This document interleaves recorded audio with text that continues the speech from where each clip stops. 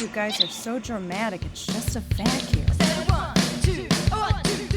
Welcome back to 6 Degrees of Cats, the world's #1 and only cat-themed culture, history, and science podcast, in which I, Captain Kitty, aka Amanda B., and my feline co-executive producers Binky, Snuggles, and Peanut navigate the weird, wild world from the past to the present with the help of an exceptional array of guest experts. All aboard!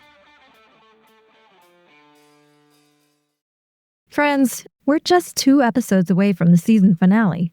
We're still far from financially solvent. This has been a very weird time of the year for so many of us.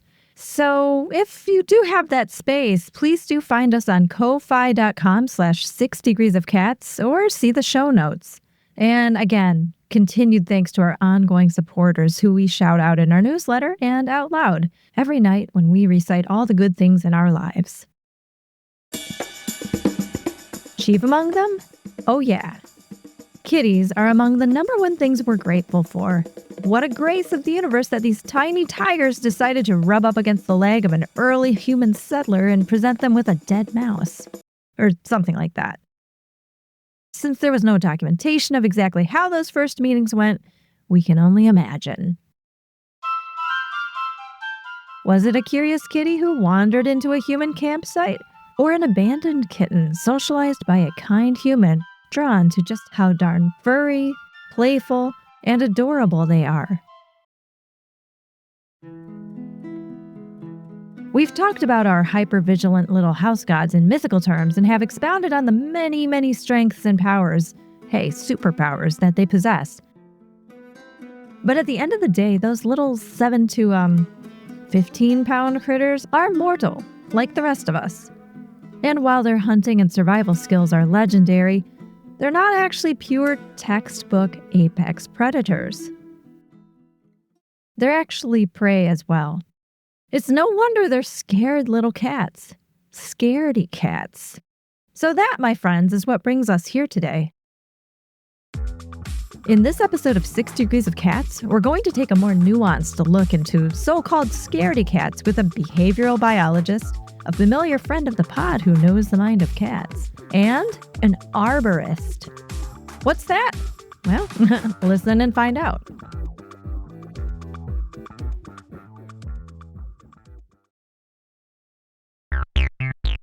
Scaredy cat. Fraidy cat. Pussy. In terms of FCC compliant terms for an anxious, hypervigilant, or fearful personality, most of these are either a direct or indirect reference to cats, or of course, women.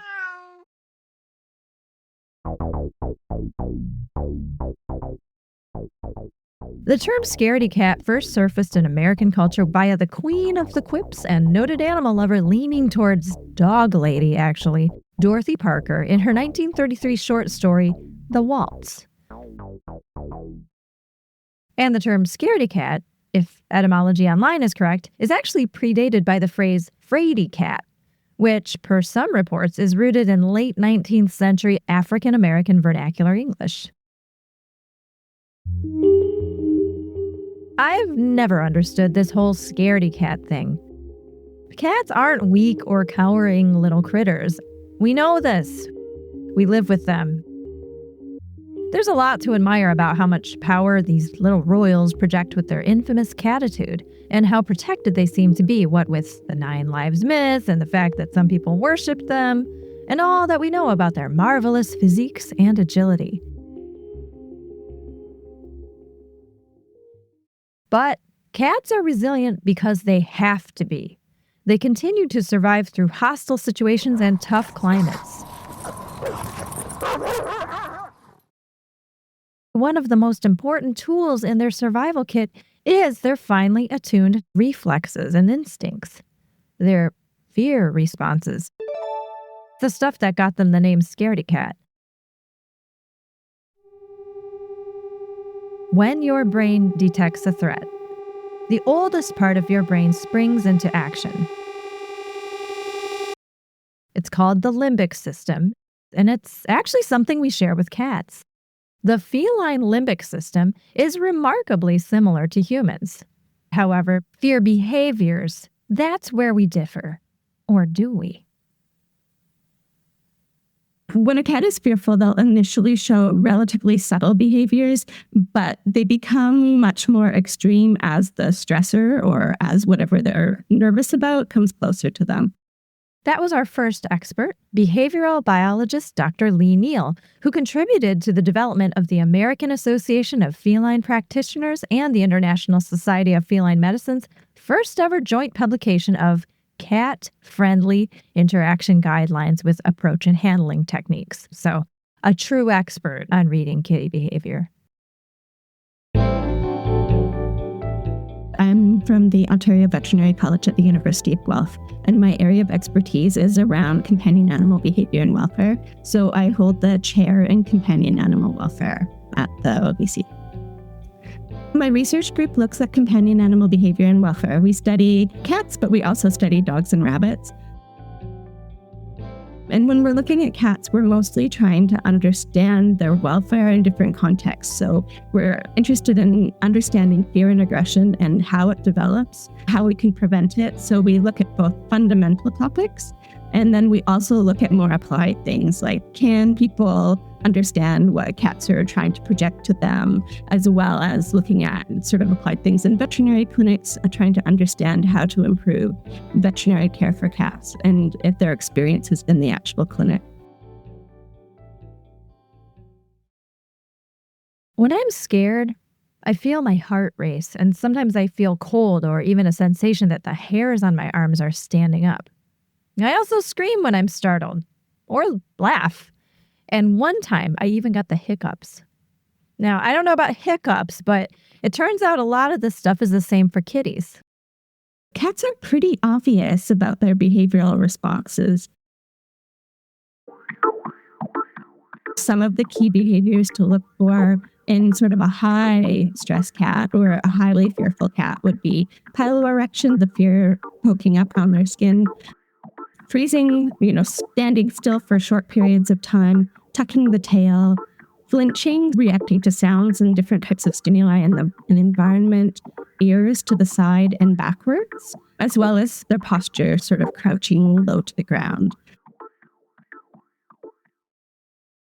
So all of those would be really obvious signals.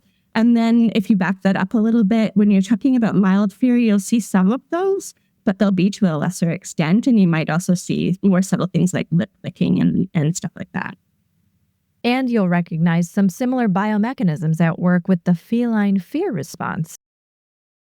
Yeah, so in general, fear responses in cats would be modulated by similar systems to what we would have happening in humans. As the stressor enters the system, you have a release of cortisol and adrenaline and all of these different hormones, which then prepare the body for flight or fight. They get them ready to go. And so in terms of physiological responses that we see as well, you can get increased heart rate, increased respiratory rate. One of the key things in cats that's a really good indicator of fear is actually pupil dilation. So quite often their pupils will get much larger when they're nervous. So all of this just shows that they're physiologically activated.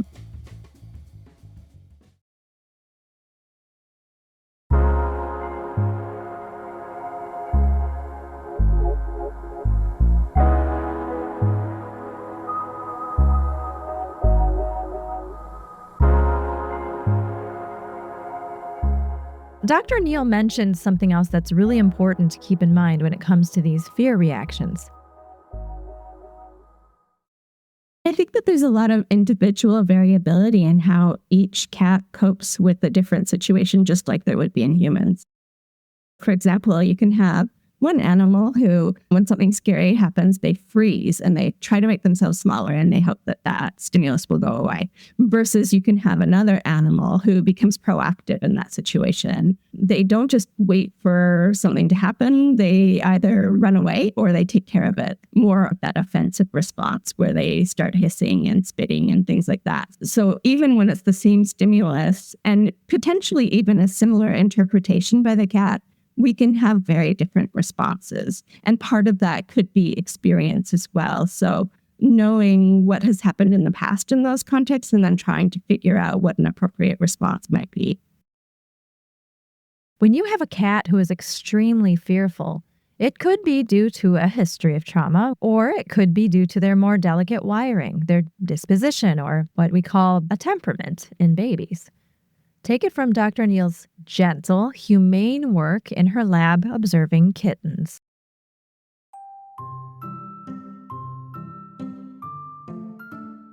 One thing we've done is we try not to assume that kittens are going to respond in the same way that adult cats are. It's possible that kittens don't develop their behavioral repertoire until they're a little bit older. So in one of our studies, we exposed them to everyday household items. So we weren't trying to terrify the kittens, but we were exposing them to different things like a handheld vacuum cleaner or the sound of a dog barking, a plush cat to simulate sort of an unfamiliar cat.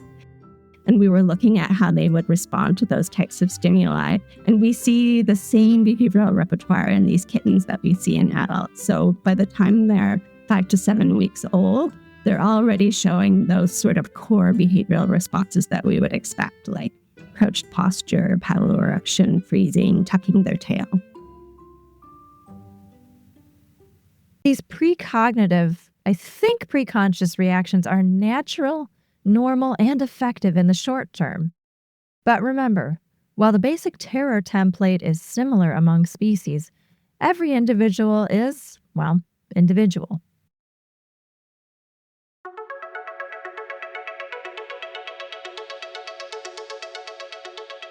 We've gone over understanding and appreciating why and how the limbic system is so important in terms of fear responses, because it's quite reasonable for them to be fearful. I'm so glad that researchers like Dr. Niel are working to provide context and constructive outputs to the whole Scaredy Cat shenanigans.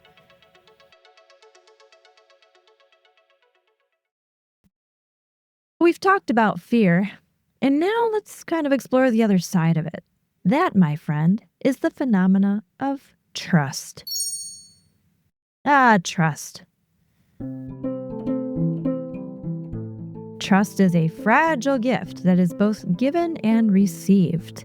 A covenant, if you will, that we both mean no harm.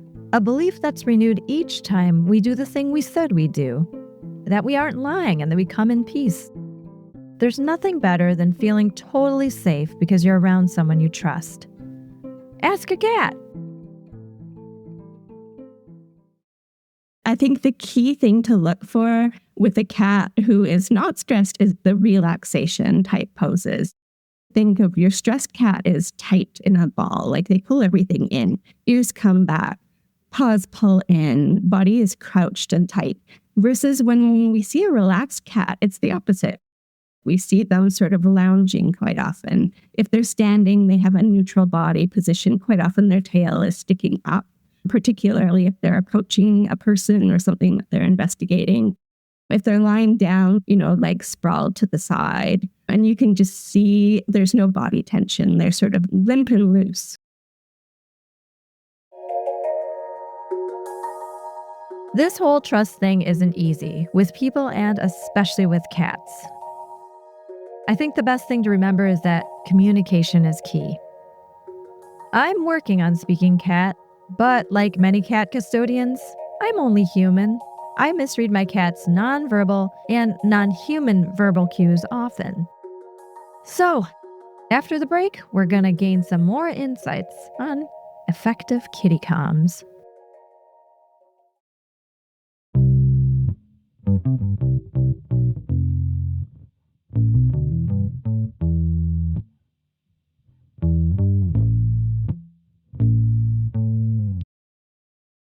Cats are really subtle with a lot of their behaviors.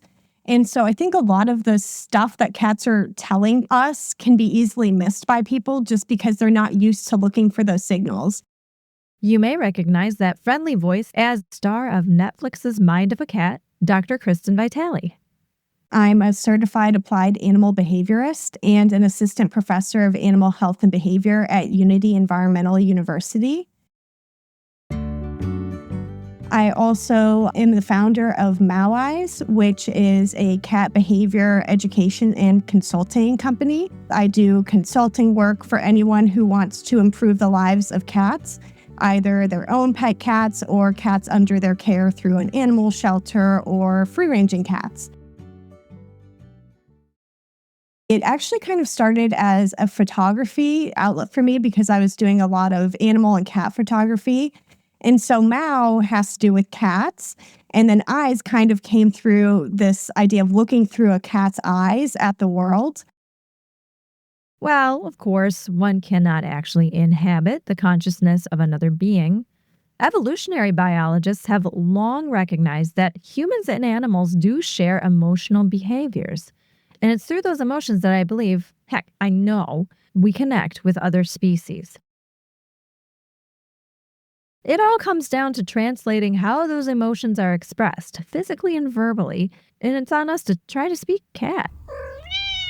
Take it away, Dr. Vitale.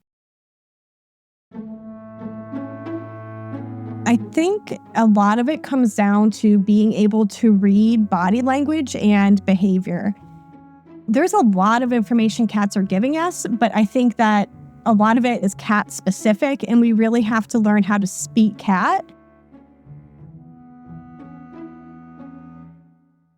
We can't ask them, hey, how do you feel about this? But we can't do that really with human infants either. So I think that a lot of methods in psychology have kind of already been designed for measuring how individuals with nonverbal skills feel.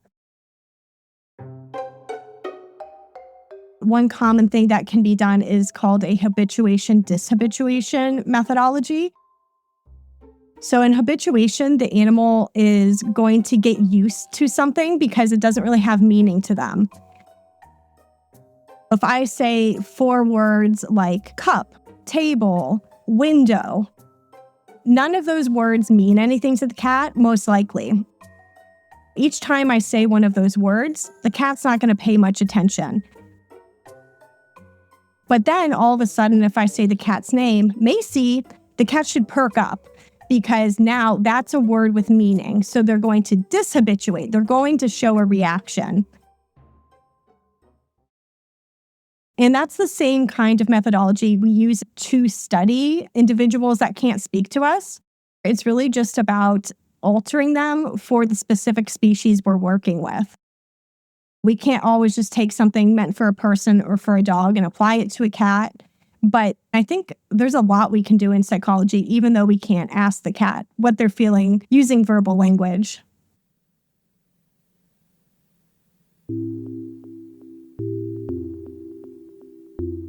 So, yeah, when it comes to these so-called scaredy cats, we're misreading their signals and making them feel unsafe and possibly communicating the wrong things to them as well. No wonder they have trust issues. On top of that, there's also another thing we might be seriously overlooking in terms of our role in these scaredy cats' worldviews, despite our best intentions. What we expect from the cats might impact what we give to them. So if we don't expect our cats to socialize or introduce them to strangers so that they can learn strangers are nothing to fear, that can create a cat then that is fearful of strangers and is fearful of leaving the home. Hey, they're going to experience strangers throughout their life, so let's get them used to that. They're going to have to go to the vet throughout their life, so let's get them used to car rides and leaving the home. We've done kitten training and socialization classes for cats of all ages. They've done excellent with that.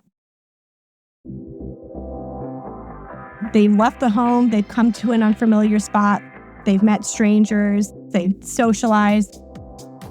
I would say to owners, don't let what you might believe impact what you do, because the proof is in the behavior. Look through their eyes. You might find some new things about your cat you never knew before.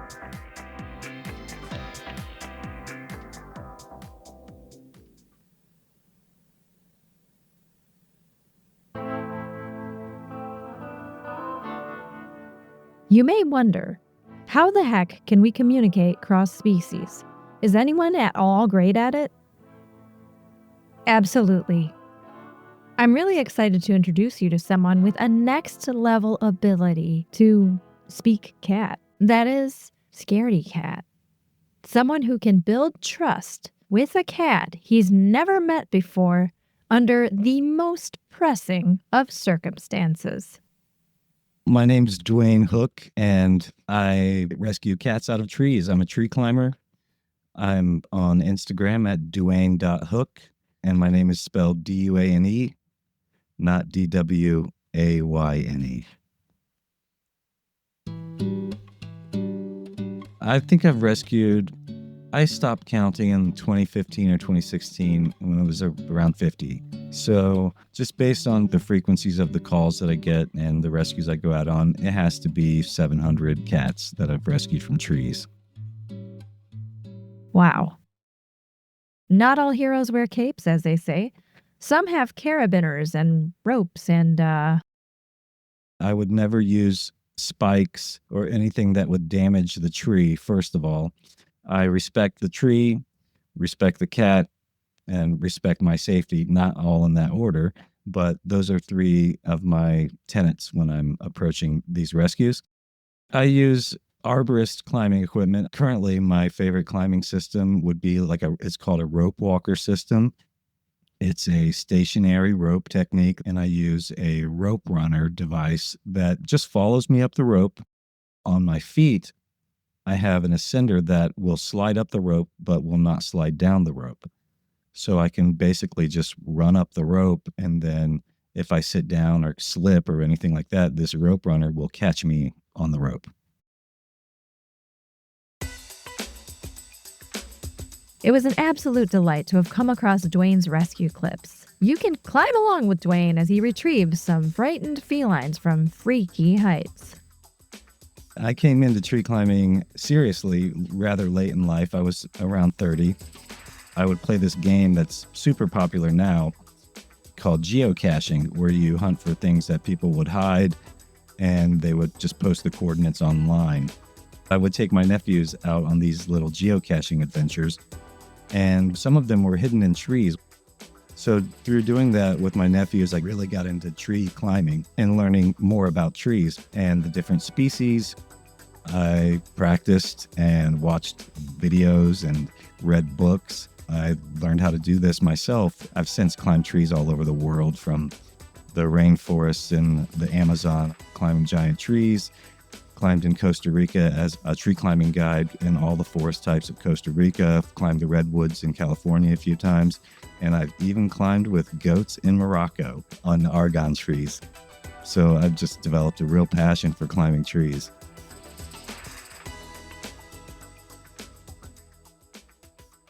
Shortly after I started climbing trees, I found out about these cats getting stuck in trees. Someone was talking about a cat rescue, and I'm listening thinking, I'm pretty good with cats. I have a couple of cats at home. And that's when I learned about this directory, catinatreerescue.com.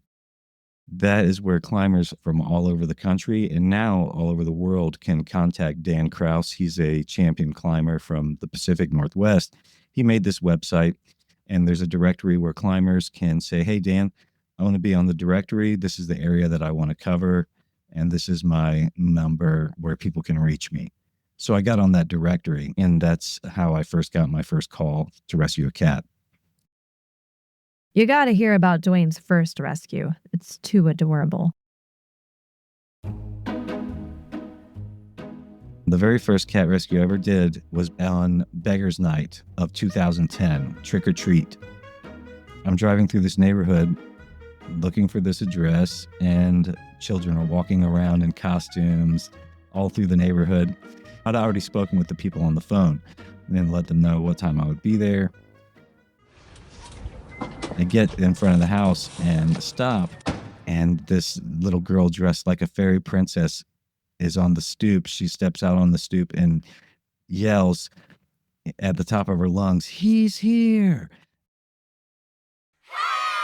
And all these kids dressed in costumes just come swarming over because they'd all seen this cat. They'd known the cat had been in the tree for 4 days at this point. So the kids just kind of herd me around to the back of this house next door. and, show me where this cat's been stuck in this tree for 4 days. I remember it was a box elder tree. There was a little ladder next to it. And I thought, I don't even need this ladder to get in this tree. I'm not even going to get my gear out of my car. So I just grabbed the pillowcase they gave me and free climbed up to this beautiful, like tortoiseshell, long-haired cat. I get the cat and hold it to my chest, and I turn around and I'm looking down, and all these kids in costumes start cheering.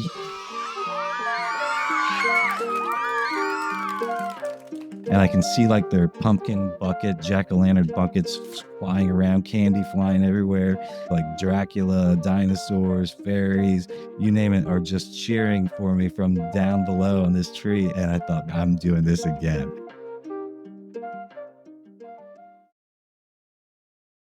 I just need a minute. That is just so cute. Seriously, it sounds like a scene from the Peanuts Halloween special. This climbing experience kind of undersells Doug's secret skill. I do a lot more counseling of humans than I do climbing of trees, because the best scenario is if a cat figures out how to climb down on their own. Most cats do.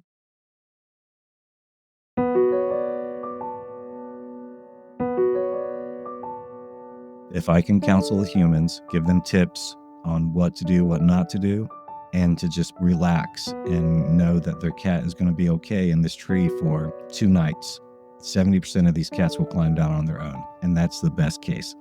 That takes some tenderness and reading of people to get through to them to convince them of that, because we love our pets. They're part of our family. I have to really engage them and calm them down. So that's one of the most important things to be successful at this and to serve the cats best and the people best. That's the most important skill that I have, I think. And it comes back to shifting the view from seeing cats as scaredy cats to seeing them as reasonably concerned cats. I know, that's less catchy. I've had rescues where the cat was chased by children throwing rocks at a cat, chased it up a tree. Usually it's dogs, coyotes, children, other big cats, tomcats, cats who are more experienced outside, and bobcats in my area. I'm sure in other areas that can vary. But then I've also had some indoor cats that have never been out in the world before, and that I can't even imagine what's that like when your whole world is this house and then you go out into this crazy world for the first time. Many things could scare a cat, like a weed whacker or a lawnmower in the next yard. People often say, well, I was just chasing birds or chasing a squirrel. I don't think that's the case. If a cat just chose to climb up there, they usually can climb down. It's always a fight or flight scenario.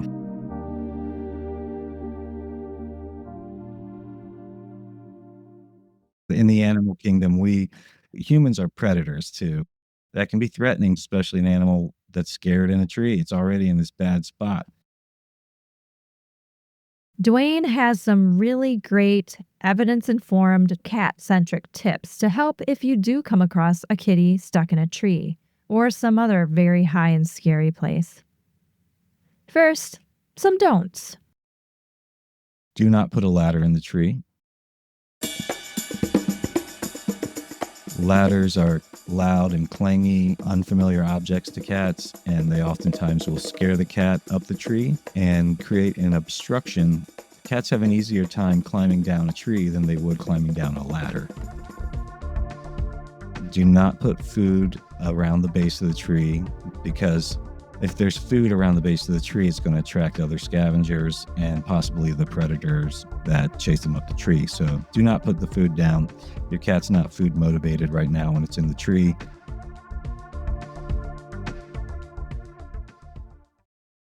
Let's say your cat's stuck in a tree in your yard, and you can see this cat from your back porch or your deck or your kitchen window. Don't just step out the door to where you can see the cat in the tree and call for them.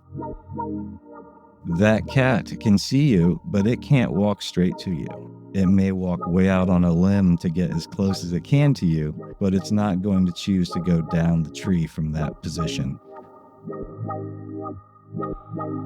If your cat is up a tree, go to the base of the tree where you can put your hand on the trunk of the tree, because that's where you want the cat to go, down the tree.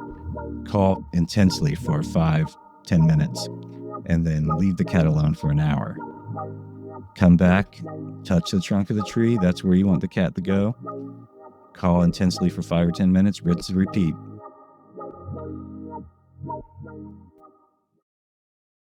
The cat needs to feel this sense that, hey, I've got to do this myself. My human cannot help me. They have to realize that they're in this situation, think about their life choices, and decide to go for it.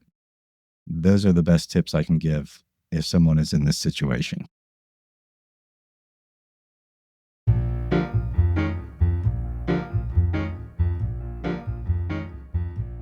I love cats. They're in control. They have this pride, and I've seen cats just like be pissed that they're in this situation. And it's so funny to see a cat just overcome a little bit of that pride and let someone help them, to be honest.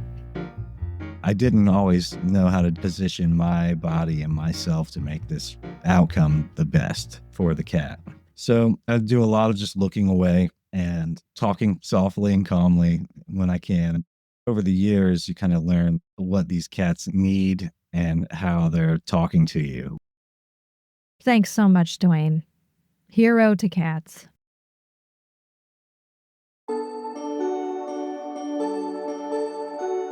If you aren't at the top of the food chain in a world shaped around you, the reality is that you are often at the mercy of those with more power and resources. You could find yourself abandoned, unsheltered, foraging for food, and at the mercy of those who are indifferent to your suffering. It's no wonder that cats are hypersensitive and rightfully responsive to these uncontrollable, unknowable factors in a world that speaks and revolves around a completely different species.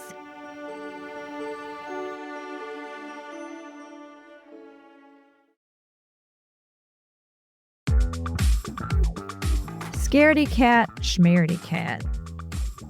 Whoever came up with that was the biggest kind of coward.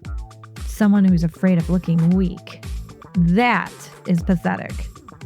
Y'all, cats are smart and brave. So let's give all these tough little tigers the credit they're due. And the rebrand. Smarty cats? Nah, maybe not. Speaking of rebranding, in the next episode, we'll rethink the term house cats. Maybe hard cats. All right, I'm really on a roll here. That was bad. Anyway, I want to thank my wonderful experts and heroes to all cats, Niel, Kristyn Vitale, and Duane Hook. while the opinions are my own, the research and work is theirs. If you'd like to learn more about them, please do check out our show notes, which also include the references and research that went into this episode. As we mentioned at the top, we do appreciate every penny sent to keep this ship afloat. Sign up to support the podcast through the links in our show notes. You'll gain access to off-season treats like behind-the-scene clips, merch discounts, and more. Don't wait until it's too late. We're coming up on the final episodes of Season 3, and heck, we won an award. Thanks so much to Earworthy for calling us the best indie nature podcast. We're always grateful when we hear that you're recommending it to your friends, posting about it on your Slack cat channels. So please keep recommending us as the best kept secret that only the cool cats know about. Thank you all for being forces of good in this sometimes scary world during these really traumatizing times. Every kind act towards kin or cat makes the world a better place. Because remember, everything is connected. 6 Degrees of Cats is produced, written, edited, and hosted by yours truly, Captain Kitty, aka Amanda B. Please subscribe to our mailing list by going to linktr.ee/6 Degrees of Cats, or look us up on all those social media platforms. You'll be first in line for the extra audio and more treats if you connect with us there. All episodes are dedicated to the misunderstood, the marginalized, the resilient, and the weird. And of course, all the cats we've loved and lost.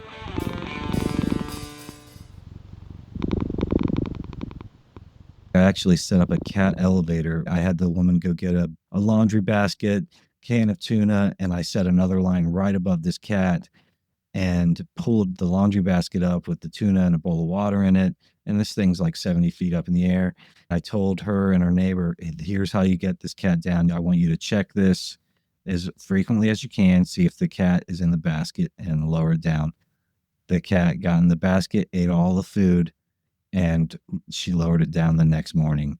It was great.